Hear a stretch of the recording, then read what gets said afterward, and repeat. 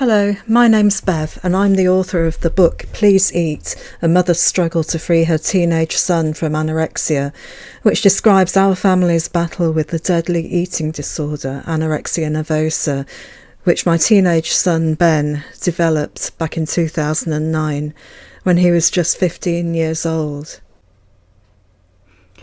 This post is from the 20th of September 2011 and it's called "Why did it take 22 weeks from the first GP visit to our first CAMS appointment?"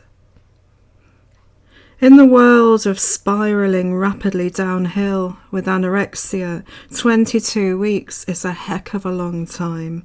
A heck of a lot can happen, and the chasm can be a heck of a lot deeper than it was several months before. So in theory, there's a heck of a lot further to climb back than if the issue had been addressed urgently when we first took Ben to the GP in September 2009.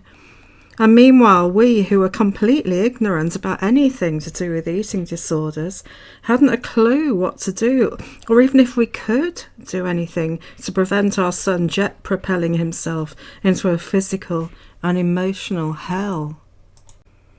The more I think about it, the angrier I get.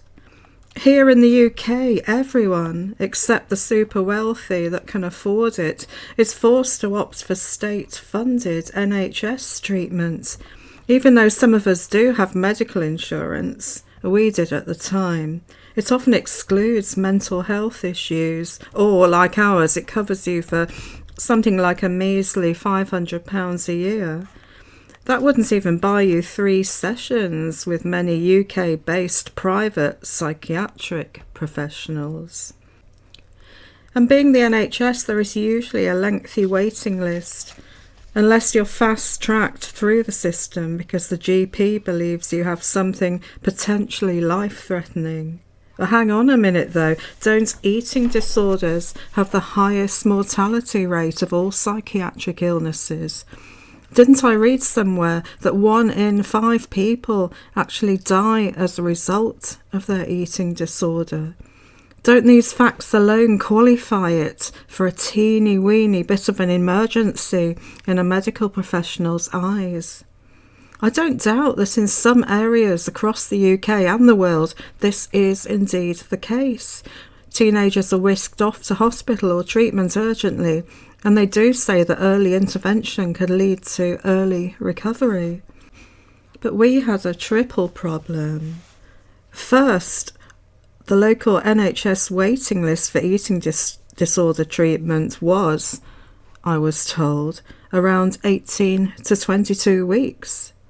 Not from the first time you take your child to the GP, and not even from the first time you persuade your GP to refer your child to this service, which is called CAMS here in the UK, which stands for Child and Adolescent Mental Health Services.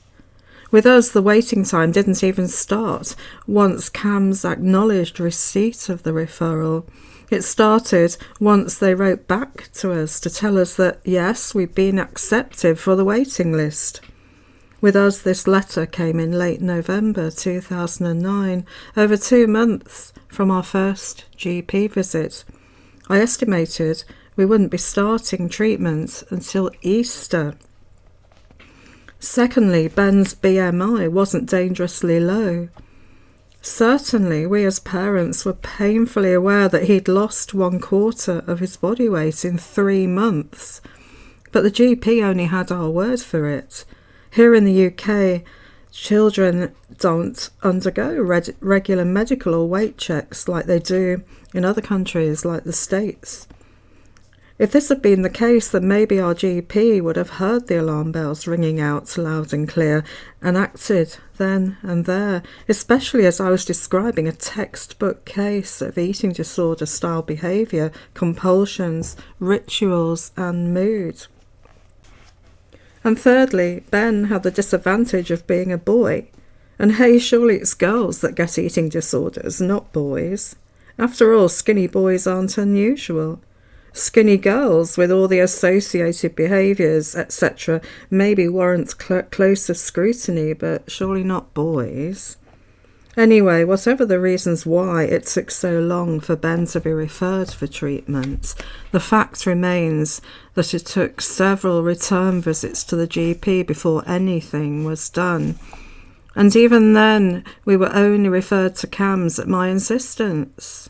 The GP hadn't even talked to us about what help was available. It was a school nurse that told me all about CAMHS and insisted we get Ben referred. Meanwhile, I had to wait for another GP's appointment to become available. At our busy medical practice, you're lucky if you can get an appointment the same week, let alone urgently. Then I had to twist the GP's arm to get Ben referred to CAMHS.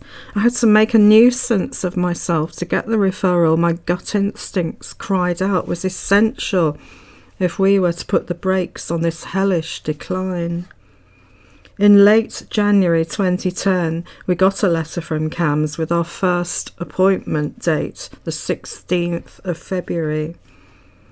Between September, when we first visited our GP, and the arrival of that letter, our family had been living in hell, watching our son's rapid mental and physical decline, yet powerless to do anything about it. After we'd spent a shed load of money on private stopgap treatments, which turned out to be a waste of time. Then shortly after we received that letter, Ben was rushed into hospital with the dangerously low pulse rate of 29 beats per minute, described a few videos before this one.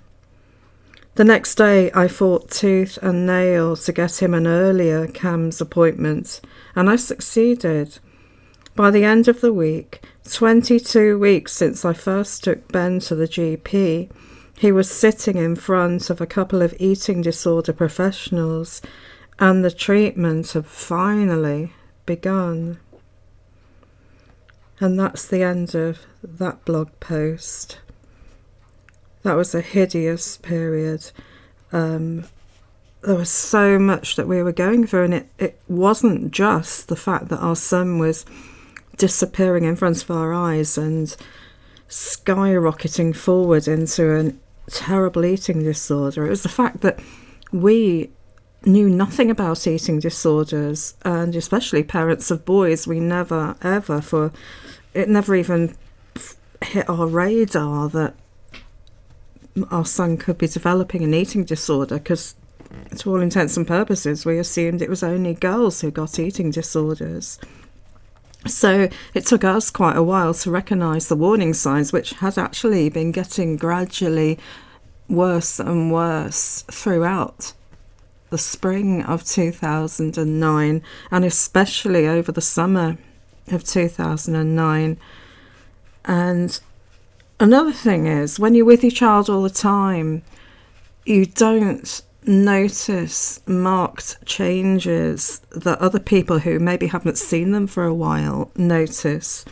And it was my husband's mother who visited us in the September after the summer, when Ben had begun to behave strangely and lose lots of weight. It was only when she visited, she hadn't seen Ben for quite a while, for at least 6 months, and she was shocked at the difference. She was seeing someone who was half the size he was, and last time she had seen him, and she strongly suggested that we got an appointment with the GP as soon as possible, and we did just that, and that began the series of trotting to and from the local medical practice, seeing a couple of different GPs, trying to sort out what was wrong with Ben and to get him referred for treatment once we realised that it was an eating disorder. And another thing that made this really difficult, apart from the fact that obviously the GP didn't recognise it as an eating disorder, and I learnt later that GPs don't actually do an awful lot of training on eating disorders, and I understand that some don't even do any at all. So it makes sense that if the GP knew nothing about eating disorders, and especially in boys, then they wouldn't recognise it as an eating disorder. So that was really difficult. And at the same time, whenever I took Ben to the GP, he would sit there denying that there was a problem. He would say, "I'm fine, nothing wrong with me. It's just my mum. She's worrying too much." And the GP would look at me with that look as if to say, "Oh, fussy mother, helicopter parenting, mothers of boys. Oh dear, you know what they can be like," and all that.